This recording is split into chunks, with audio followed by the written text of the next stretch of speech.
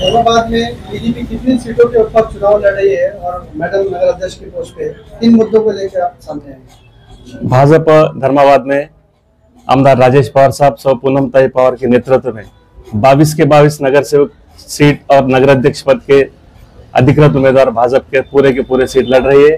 और हमारे को सब उम्मीद है भारतीय जनता पार्टी को धर्माबाद की जनता पूरे 22 के 22 नगर सेवक और एक नगर अध्यक्ष पद पूरे लीड से यह चुनाव आमदार साहब के नेतृत्व में चुन के आने वाली है। भाजपा का झंडा धर्माबाद नगर पालिका में लहराएंगे आमदार साहब के नेतृत्व में। घटक पक्ष के साथ आपकी युति नहीं हुई सर, यहाँ पर 4 पक्ष मैदान में है, ऐसे में कितने सीट जीत पाएंगे भाजपा, क्या लगता है? नहीं, युति तो ऊपर की लेवल की बात है। वो हमारे साहब के नेतृत्व में हम यहाँ पे लड़ा रहे तो उनका विकास पुरुष कार्य सम्राट बोल के सबको मालूम ही है, पूरे मतदार संघ को मालूम है।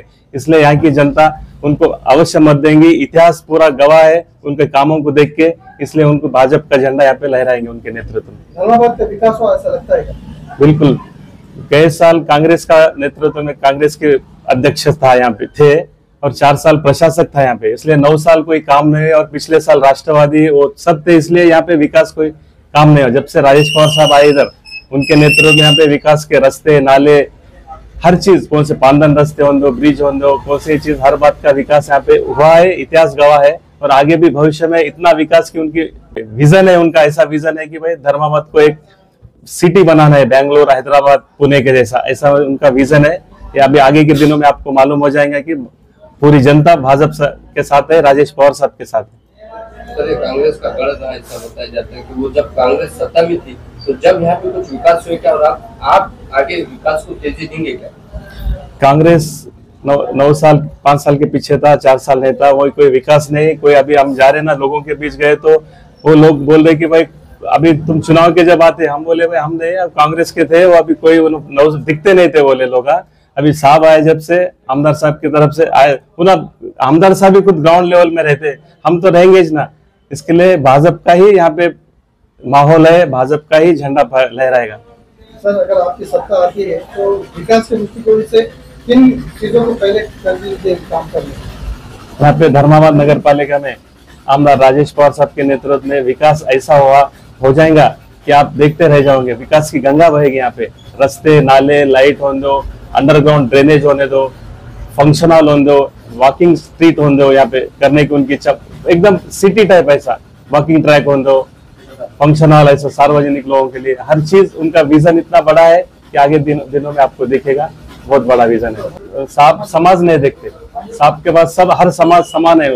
मुस्लिम समाज देखे तो अभी दफन भूमि के लिए रत्नानी को 1 करोड़ रुपए दिए, या धर्माबाद में 1.5 करोड़ रुपए दिए। जात पात नहीं देखते ना, जात पात नहीं देखते, मुस्लिम समाज उनके साथ है, उन्हें वोट देंगे, जरूर देंगे। सर, यहाँ के धर्माबाद के लोग हमेशा कहना रहा है कि यहाँ पे विकास नहीं होता, यहाँ पड़ोसी स्टेट में ज्यादा विकास होता है, तो हम आपको यहाँ से निकाल के पड़ोसी स्टेट में डाल दीजिए, हमेशा सीधा रहा है।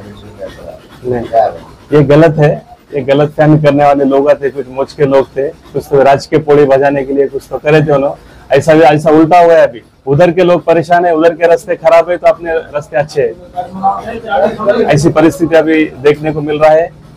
हम जनता में जा रहे हैं अभी, आमदार साहब राजेश पवार साहब और सौ पूनमताई पवार साहब के नेतृत्व में हर चीज आगे का विकास, जो हम विकास करने वाले साहब का विजन है, वही विजन को उनके नेतृत्व में हम लड़ा रहे हैं, विकास के नेतृत्व में हर लड़ा रहे हैं।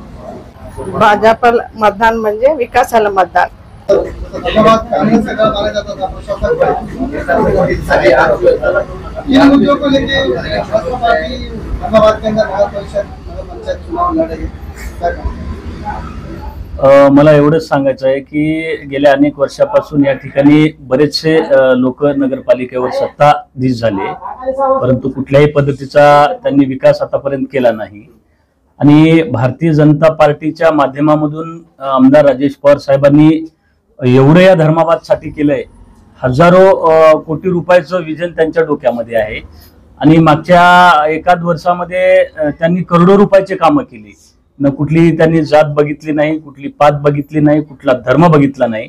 ह्या अनुषंगाने आमदार राजेश पवार आणि त्यांच्या सुविध पत्नी सौ पूनमताईजी पवार हे दोघेही दाम्पत्य म्हणजे एकदम ग्राउंड लेवलला जाऊन कुठं काय लागते, कुठली नाली कोणत्या गल्लीत नाली लागते का ह्या अनुषंगाने त्यांचं काम चालू असते.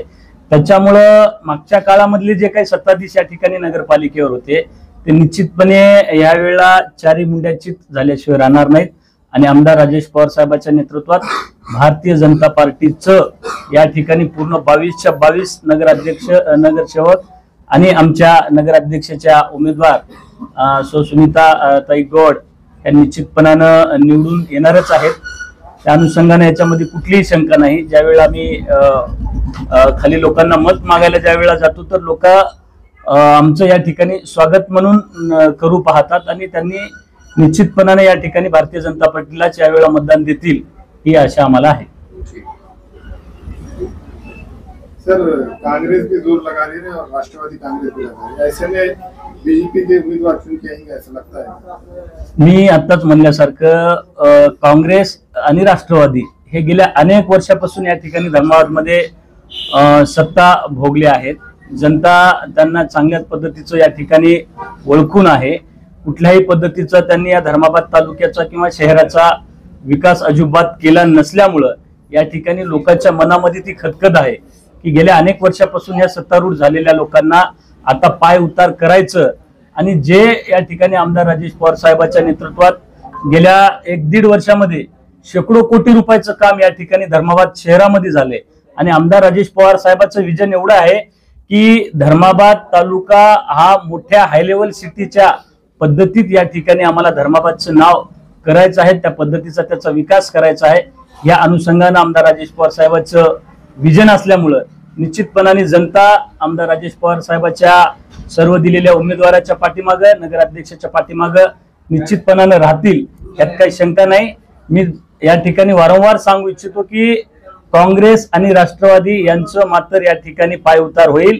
त्यांना मात्र या ठिकाणी जनता धूळ चारल्याशिवाय राहणार नाही एवढं या ठिकाणी मी आपल्याला सांगू इच्छितो. मुख्यमंत्री अजित दादा पवार ने बोले की लाडकी बहनों को लाभ हम दे रहे हैं, असल में लाभ देना कसं आहे ज्या वेळेला या ठिकाणी फार वरच्या लेवलचा विषय जरी असला हा तरी भारतीय जनता पार्टीचं या ठिकाणी नेतृत्व केंद्रामध्ये नरेंद्र मोदी साहेब चालवतात आणि आपण पाहता 3ऱ्या टर्मला नरेंद्र मोदी साहेबांना लोकांनी विश्वास देऊन या ठिकाणी पंतप्रधान केलं. त्याच पद्धतीचं या ठिकाणी भारतीय जनता पार्टीला गेल्या निवडणुकीमध्ये बी आपण जर बघितला 19च्या तरी सगळ्यात जास्त सीटावर भारतीय जनता पार्टी होती आणि आताच्या 2024ला जरी आपण पाहिला तर सगळ्यात जास्त सीटा ह्या भारतीय जनता पार्टीच्याच आणि या ठिकाणी देवेंद्र फडणवीस साहेबांच्याच नेतृत्वामध्ये असल्यामुळं या ठिकाणी केंद्र ज्या पद्धतीनं फंडिंग महाराष्ट्राला करते महाराष्ट्राचं नेतृत्व देवेंद्र फडणवीस साहेबच चालवत आहेत.